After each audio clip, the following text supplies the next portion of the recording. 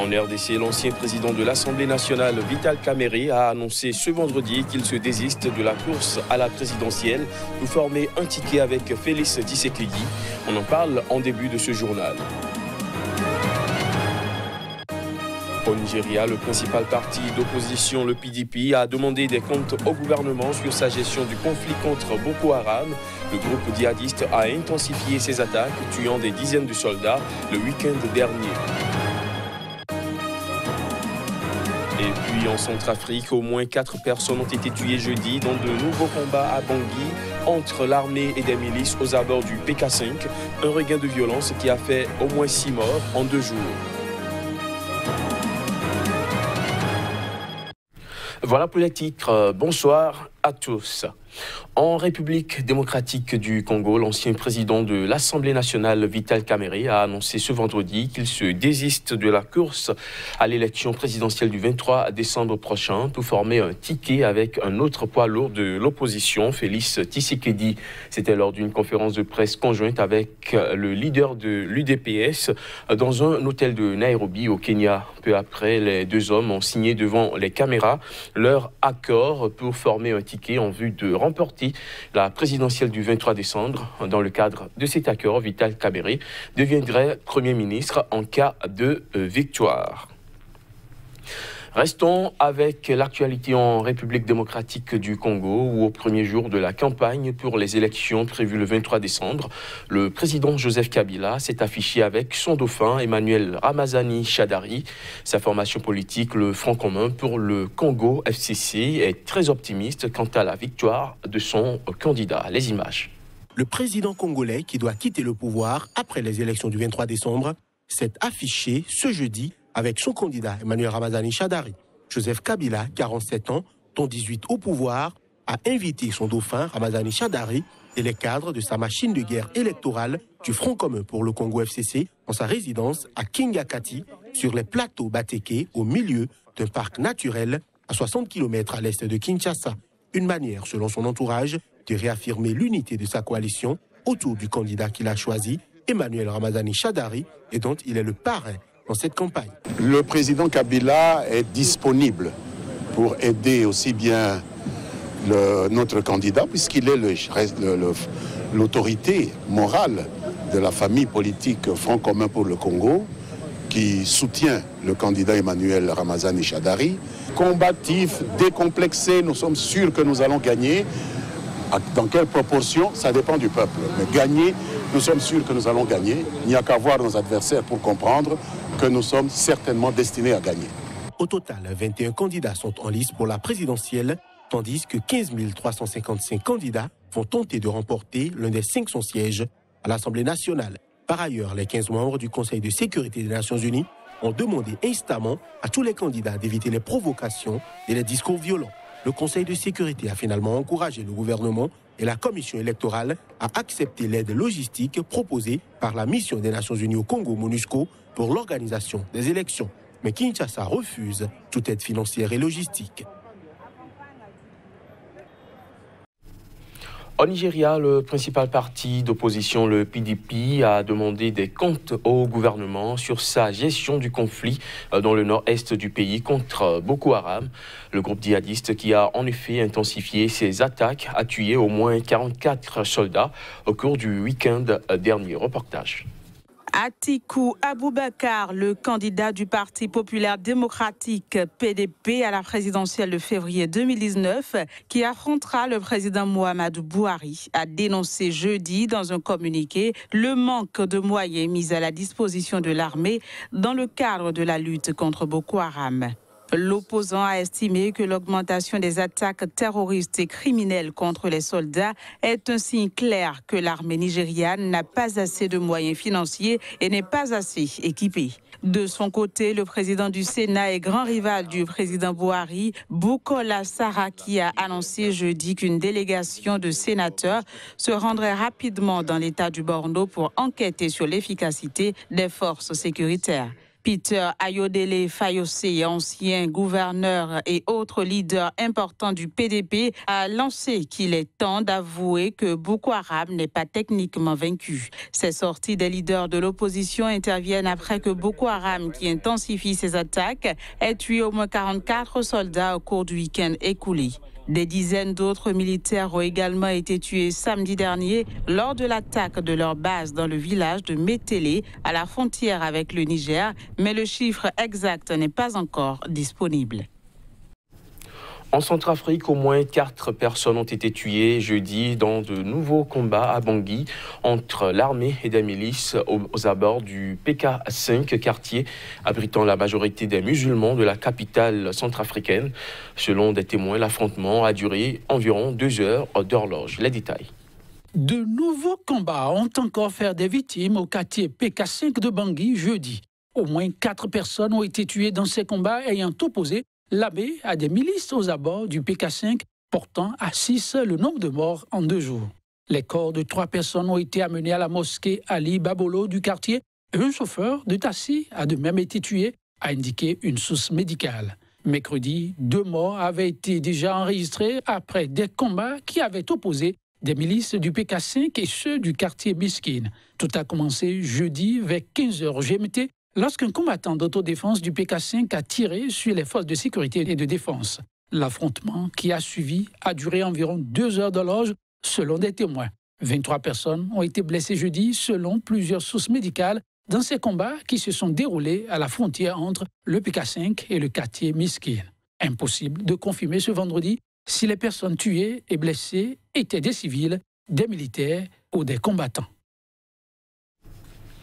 En bref, au Cameroun, l'Église catholique, dans un communiqué publié ce vendredi, a soupçonné l'armée d'avoir tué par balle un prêtre kényan dans la région anglophone du sud-ouest du pays. Ce communiqué signé par Monseigneur Andrew Nkea, évêque de Mamfé, indique que Cosmos Omboto Ondari, prêtre kényan de 33 ans, a été abattu mercredi alors qu'il se trouvait devant la paroisse Saint-Martin de Tours à Kembang. Des témoins oculaires ont indiqué qu'il a été tué par des soldats du gouvernement qui tiraient au hasard depuis leur véhicule. Sur les réseaux sociaux, un porte-parole du ministère camerounais de la Défense a dénoncé des déclarations péremptoires en référence à ces accusations portées contre l'armée camerounaise. En Afrique du Sud, le président Cyril Ramaphosa a procédé à un mini-remaniement gouvernemental, un remaniement qui est intervenu après la récente démission du ministre de l'Intérieur et le décès de la ministre de l'Environnement. Reportage. Après le décès de la ministre de l'Environnement et la récente démission du ministre de l'Intérieur, le président Cyril Ramaphosa a procédé ce jeudi à un mini-remaniement gouvernemental. Dans le cadre de ce mini-remaniement, le président Ramaphosa a conservé des ministres très controversés, dont Batabile Dlamini, en charge du développement social et accusé d'avoir également menti sous serment.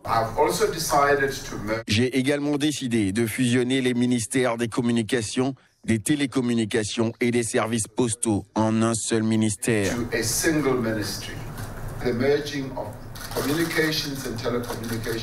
La fusion des communications, des télécommunications et des services postaux est la première étape, mais c'est aussi pour aider au processus de réalignement dont nous avons besoin aujourd'hui afin de mettre en œuvre la transformation que nous sommes en train de réaliser au niveau de la gestion économique. Ce remaniement qui était attendu intervient à 6 mois des élections générales où le Congrès national africain ANC au pouvoir tentera de conserver le pouvoir qu'il contrôle depuis la fin officielle de l'apartheid en 1994. Au Zimbabwe, le ministre des Finances a présenté hier jeudi le budget du Parlement. Mthuli Ncube a expliqué en détail comment il entend faire face à la crise économique que traverse le pays. Des précisions à travers cet élément. Mthuli Ncube était face aux députés ce jeudi pour présenter le budget au titre de l'année 2019. Un budget essentiellement destiné à surmonter la crise économique que traverse le Zimbabwe. Le budget proposé par le gouvernement prévoit une baisse de 5% des salaires des hauts fonctionnaires, dont les ministres et le président, ainsi que l'inscription biométrique des membres de la fonction publique pour supprimer les travailleurs fantômes. Des mesures destinées à réduire les dépenses d'un État aux abois et différemment appréciées. C'était assez impressionnant. Les chiffres qui ont été alloués spécialement à la santé et à l'éducation sont de bons chiffres. Peut-être que nous pouvons élaborer un plan pour avoir plus d'écoles et plus d'hôpitaux. C'était joli et l'aperçu général est un bon budget. J'espère qu'il sera adopté. La croissance de l'économie, le principal contributeur est le secteur minier, 14% du PIB. Mais encore une fois, vous ne financez pas le même ministère qui est censé générer les ressources et les revenus pour le pays. Vous ne pouvez pas avoir une vache et vous ne pouvez pas la nourrir et attendre du lait. Donc pour moi, le ministère des Mines doit avoir une capacité totale. Le budget 2019 de 6,6 milliards de dollars et intitulé « L'austérité nous conduira à la prospérité » alloue par ailleurs 53 millions de dollars de compensation aux fermiers blancs expulsés de leurs terres dans le cadre de la réforme agraire controversée de l'ex-président Robert Mugabe. Notons que le Zimbabwe est sujet à de nombreux défis, notamment la pénurie de produits de base, les devises fortes ou encore la baisse du pouvoir d'achat. Deux experts ont proposé au président français Emmanuel Macron d'amender le Code du patrimoine pour permettre la restitution à des États africains d'œuvres d'art, des œuvres d'art sorties de leur territoire d'origine pendant la période coloniale et actuellement gardées dans les collections de musées français. Le rapport a été remis au chef de l'État français ce vendredi, mais déjà du côté des pays africains, on garde un espoir du retour imminent de ces reliques culturelles. Le rapport Savoie-Sarr remis ce vendredi au président français Emmanuel Macron suggère un échange précis en 3 phases et dresse un inventaire d'une partie des dizaines de milliers d'objets que les colons ont rapportés d'Afrique entre 1885 et 1960. Présidente de la Fondation artistique Zinsou à Cotonou au Bénin, Marie-Cécile Zinsou explique les conclusions du rapport Savoie-Sarr alors qu'au moins 90 000 objets d'art d'Afrique subsaharienne se trouvent dans les collections publiques françaises. Mais l'idée des conclusions de ce rapport, c'est que l'Afrique peut aujourd'hui légitimement espérer son patrimoine et qu'elle n'aura pas à supplier la France ou à s'humilier pour le récupérer. L'idée, c'est que la France, dans la dignité, réouvre le dialogue avec l'Afrique. Alors, les collections africaines du Quai Branly s'élèveraient à 70 000 œuvres et les objets qui pourraient rentrer dans la catégorie restituable s'élèveraient à 46 000 œuvres. Alors, les œuvres d'art africaines qui sont arrivées en France sont arrivées de multiples manières. Dans le cas du Bénin, qui est un cas pratique qu'on peut prendre, il se trouve que les œuvres sont parties avec le pillage colonial en 1892. Le général Dodds a emmené une partie des œuvres qu'il a données au musée de l'Homme et une partie des œuvres sont parties aux soldats et réapparaissent sur le marché de l'art de temps en temps. D'autres œuvres ont été données ou léguées au musée de l'Homme puis au musée du Quai Branly et certaines ont été acquises au cours du XXe siècle. Donc toutes les œuvres ne sont pas restituables.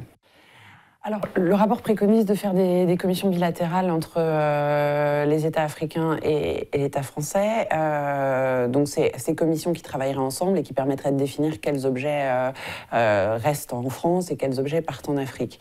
Voilà, donc il ne faut pas y voir le départ de 46 000 œuvres demain matin du Quai Branly. Ce n'est pas du tout le sujet. Je crois que toute cette bataille, tout ce projet engagé par le président Macron ne souhaite pas appauvrir la France. Au contraire, c'est un enrichissement de travailler avec les pays africains. Et donc c'est ça qui va être... Entre 85 à 90% du patrimoine africain serait hors du continent, principalement dans les musées européens, selon les experts. Un constat qui concerne aussi les puissances coloniales belges, britanniques et allemandes. Fin de ce JT, merci de l'avoir suivi.